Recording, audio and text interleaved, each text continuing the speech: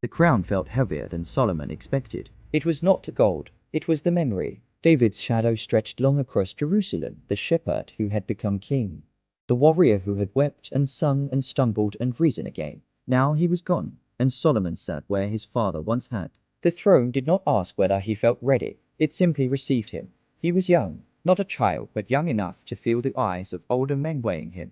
Generals who had followed David into battle. Priests who had watched kingdoms rise and fall. Advisors who measured a king by how quickly he proved himself. Solomon knew he could command. He did not yet know how to judge. When he went to Gibeon to offer sacrifices, the smoke rose in thick columns against the night sky. 1,000 burnt offerings lay on the altar, an expression not only of devotion, but of dependence. The place hummed with ancient reverence. Before the temple would stand in Jerusalem, worship still gathered here. That night, after the fire dimmed and the camp fell quiet, Solomon slept, and the Lord came to him in a dream. Ask for whatever you want me to give you.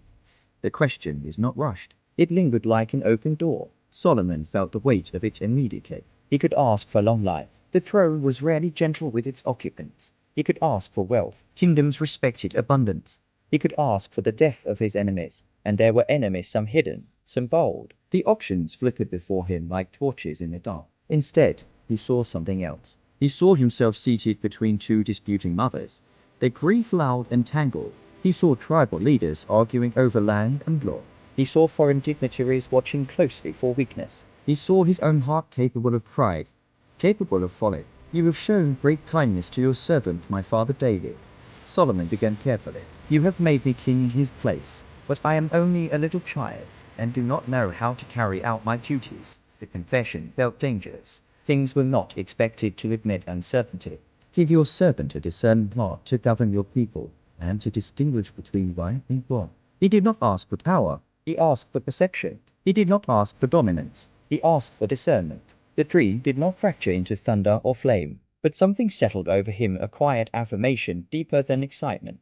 Because you have asked for this, I will give you a wise and discerning heart, and I will also give you what you did not ask for, riches and honor. When Solomon woke, dawn had begun to soften the sky. The memory of the dream did not fade like ordinary dreams do. It felt anchored. He returned to Jerusalem and stood before the Ark of the Covenant.